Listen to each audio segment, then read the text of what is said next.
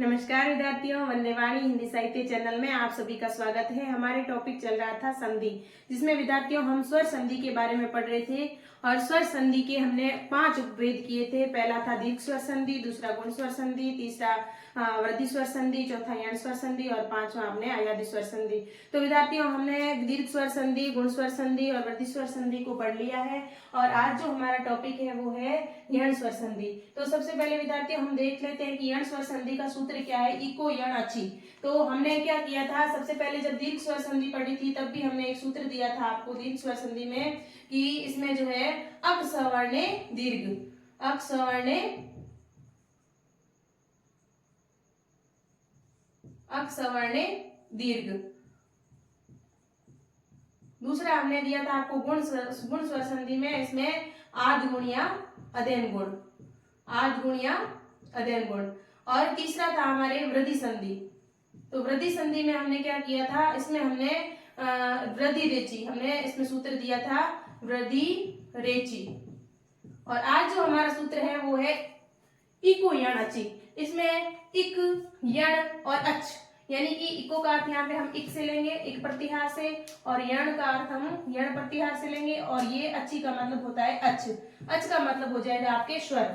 अब विद्यार्थियों इक प्रत्याहार जो माहेश्वर सूत्र में हमने आपको बताया था कि माहेश्वर सूत्र जो संस्कृत में होता है उसमें इक प्रत्याहार और यण प्रत्याहार होता है। और इक प्रत्याहार में ई, उ, री और री आते हैं और यण प्रत्याहार में य, र, ल आते हैं। तो विद्यार्थियों यहाँ पे जो है इक, यण, अच, इसका अर्थ ये होता है कि इक प्रत्याहार, इक प्रत्याहार मतलब ई, छोटी बड़ी, छोटा ऊ, बड़ा ऊ, री और बड़ी री और री, इनके स्थान पर इसके बाद में असमान स्वर कोई भी आता है, विजातीय स्वर आता है, तब क्या हो जाता है, इनका यण हो जाता है। यानी कि ई य में बदल जाती है, उ व में बदल जाता है, और री जो है र में बदल जाता है, और री ल में बदल जाता है। अब विद्यार्थियों कैसे देखो कि ये छोटी या बड़ी, छोटा ऊ या बड़ा ऊ और री, इसके बाद में कोई भी असमान स्वर आता है, असमान स्वर या विजातीय स्वर कह दो, लेकिन आना स्वर ही चाहिए। यदि ई के बाद में कोई असमान स्वर आता है तो उसका य हो जाता है, और उ के बाद में कोई असमान स्वर आता है तो उसका व हो जाता है,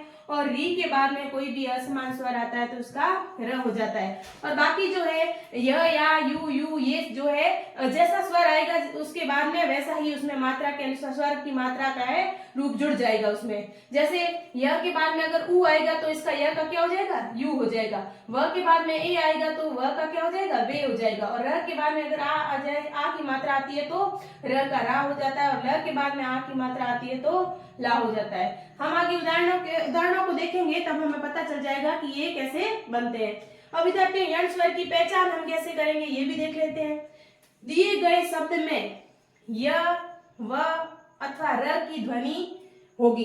किसकी ध्वनि होगी, दिए गए शब्द में य, व अथवा र की ध्वनि होगी, और इनके ठीक पहले का वर्ण, इनके जो ठीक पहले का वर्ण है वो हल अवस्था में होगा, यानी कि आधा होगा। अब विद्यार्थियों ई और य की ई से य कैसे बनता है इसकी संधि हम देख लेते हैं। पहला हम ई का देखेंगे, उसके बाद में उ का देखेंगे, और उसके बाद में री की संधि कैसे होती है वो देखेंगे। अब ई प्लस यदि अ आया है तो इसका क्या बन जाएगा, य, और उ प्लस अ आएगा तो उसका क्या बन जाएगा, व। विद्यार्थियों एक मैंने आपको ये भी बताया था कि य और व को अर्ध स्वर भी कहते हैं, क्योंकि ये स्वरों की तरह ही चलते रहते हैं, इसलिए इन्हें अर्ध स्वर भी कहते हैं।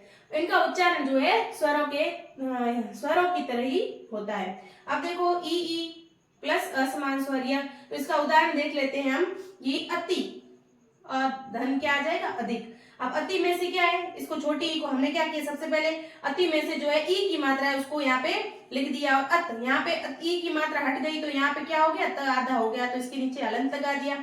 अब क्या किया हमने, यहाँ पे प्लस लगा के इधर लगा के क्या किया हमने, ये अ को भी इधर ले लिया, और पीछे क्या बचा, दिख।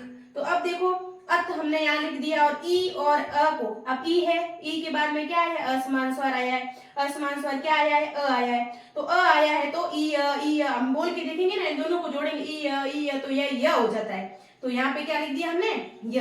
अब विद्यार्थियों वापस हम लिखते हैं तो क्या करेंगे, ये देखो अ और ये त जैसा था वैसा हमने लिख दिया। अब हमें क्या करना है कि य के अंदर जो पीछे वाला जो भी स्वर है उसकी मात्रा लगा देनी है। तो पीछे स्वर क्या आया, अ आया, तो अ का तो य का क्या हो जाएगा, य ही रहेगा, ये या नहीं होगा। और वापस जो है दिक वो हमने लिख दिया, तो ये क्या बन गया, अत्यधिक।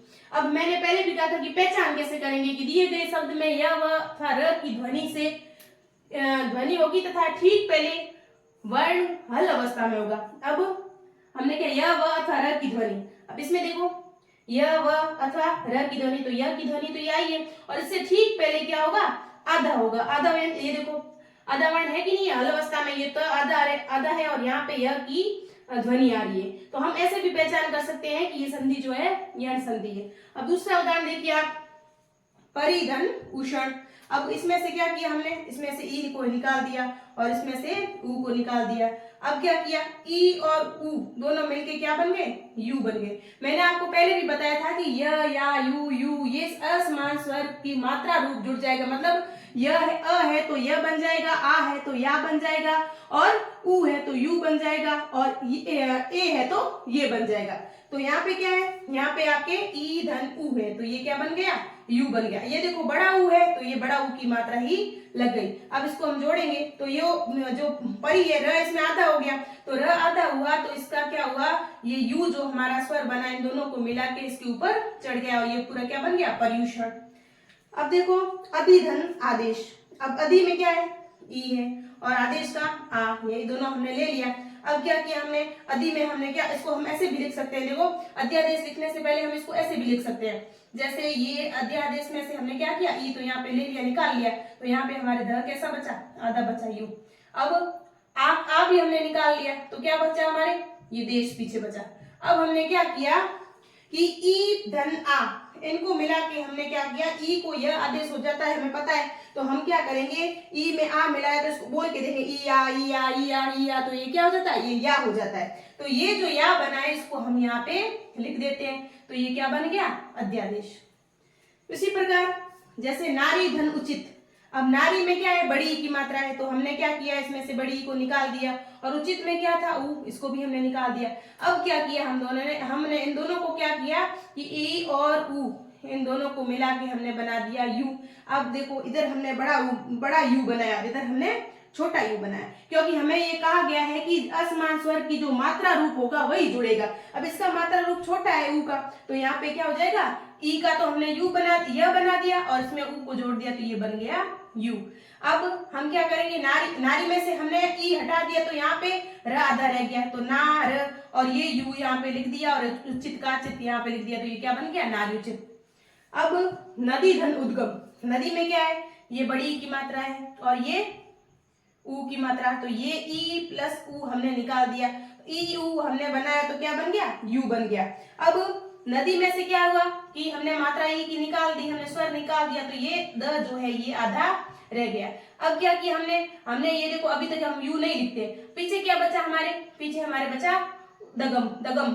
अब क्या किया हमने, अब ई धन ऊ से हमारे नया जो हमने शब्द वर्ण बनाया यू, तो यू को हम क्या लिख देंगे, यहाँ पे लिख देंगे, तो ये क्या बन जाएगा, नदी उद्गम। उसी प्रकार स्त्री धन उपयोगी, स्त्री धन उपयोगी। अब स्त्री धन में क्या, स्त्री में क्या है, बड़ी की मात्रा है, तो ये हमने बड़ी की मात्रा इसमें से निकाल ली, और इसमें उपयोगी में हमने ऊ की मात्रा निकाली।